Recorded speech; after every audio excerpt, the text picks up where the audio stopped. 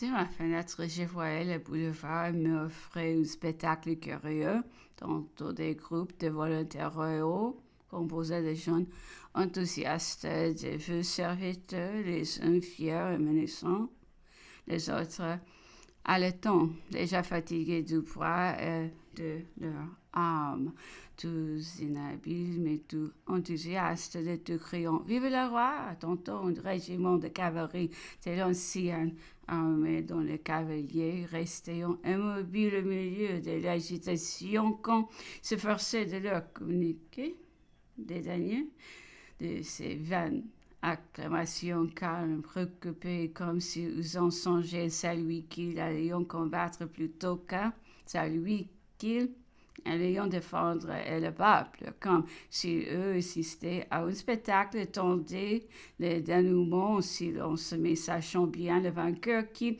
allait avoir à applaudir.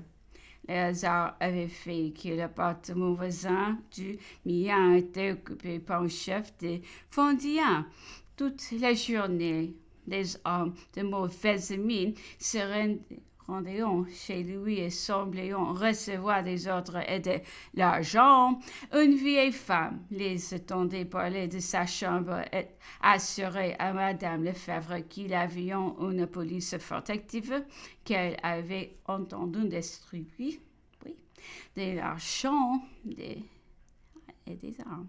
Ce qui augmentait cette horreur peu moins. Elle me conjurait surtout de ne pas paraître à la fenêtre parce qu'on fasse loger un peintre très royaliste et au-dessus la famille d'un garde du corps. Quelques lettres anonymes adressées à mon hôtel m'annonçaient que du sang chouin se rendait au devant de l'empereur sous les couleurs d'un régiment avec le projet de l'assassiner. J'en frémissais, mais comment l'ont prévenu?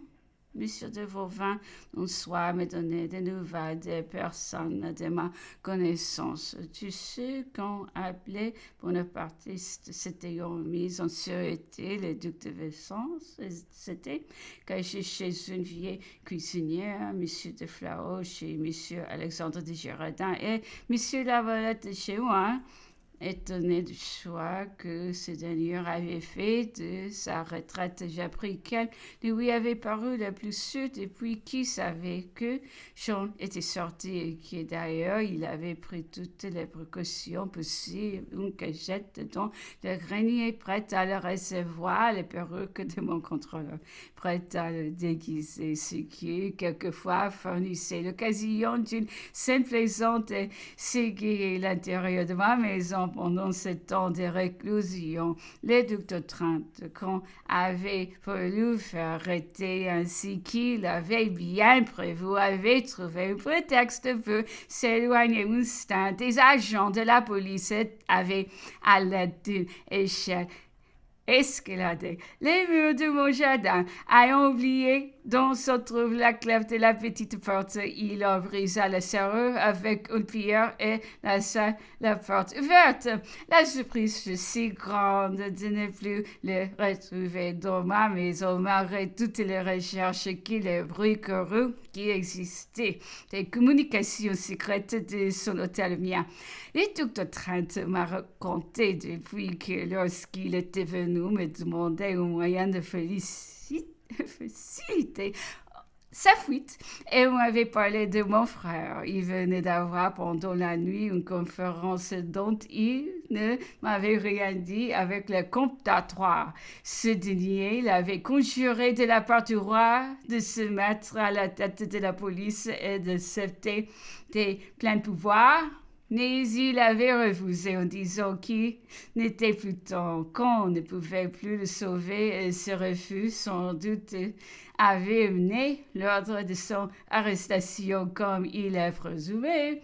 J'écrivais à Madame de Kayla pour avoir des nouvelles de Monsieur Sostenis de la Rochefoucauld que ce royalisme exalté pouvait entraîner à s'exposer. Il était à Bordeaux, près de la duchesse d'Angoulême, qui déployait un caractère digne de sa position. Un soir, on me fit dire qu'un courrier de la beau-père de Vincent Rousseau, mon valet de chambre arrivé de Lyon, où il avait été témoin de l'entrée de l'empereur. Une foule immense, enivrée du plaisir de le revoir, avait fait retentir l'air des plus vives acclamations. Le roi Louis XVIII, les fit venir, lui demanda s'il avait vu Bonaparte.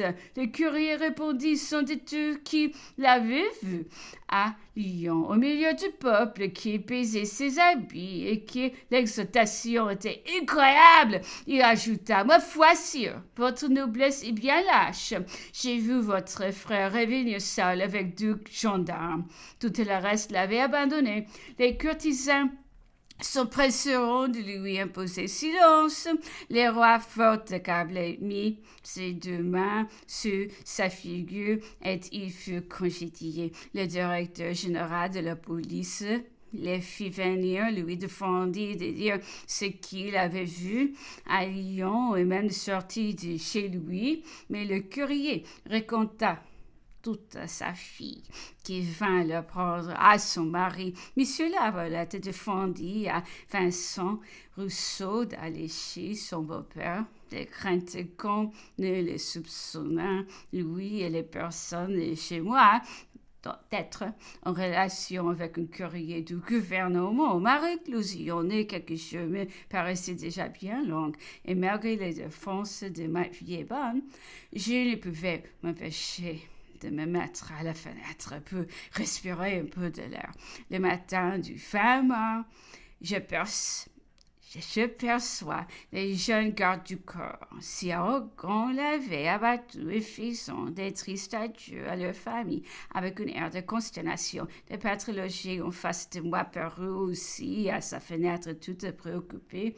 L'énorme ruban blanc que j'avais remarqué à sa boutinière avait disparu.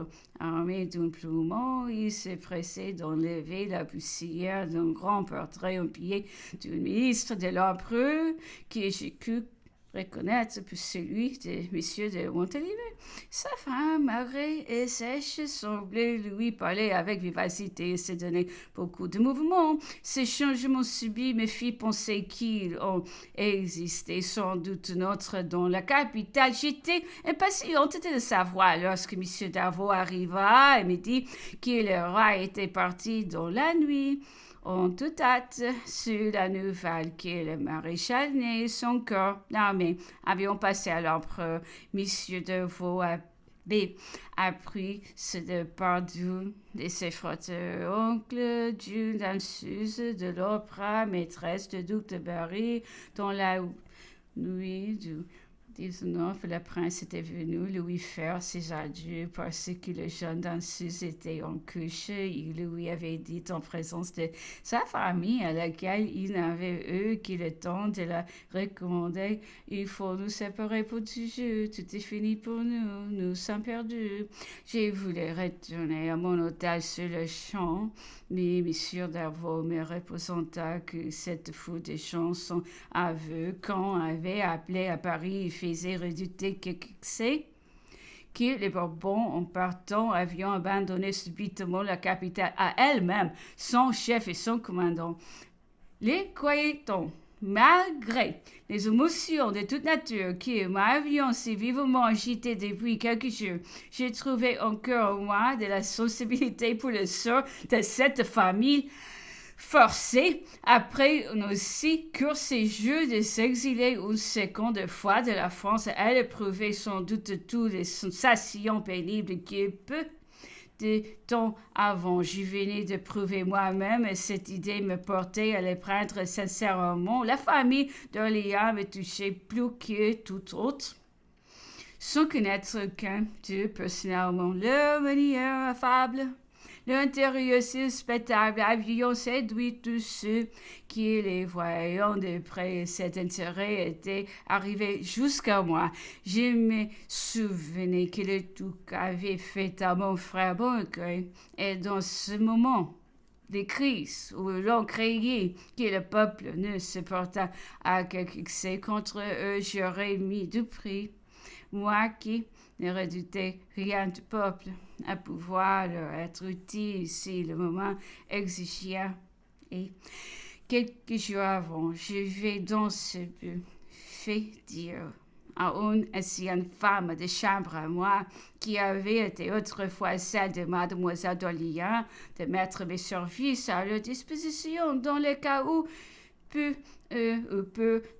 sans fond, ils venaient avoir la moindre crainte. Je les engageais et se fiaient au moins en toute sécurité. Ma femme de chambre, Madame Charles, elle a en effet, pour remplir ma commission, revint me dire qu'elle n'avait pas osé la faire. Et là, ajoutait-elle, comment pouvoir proférer votre nom lorsque Mademoiselle Dolien, oh mais voyons, s'écriait, nous partons encore et cette duchesse de Saint-Lieu que nous perd.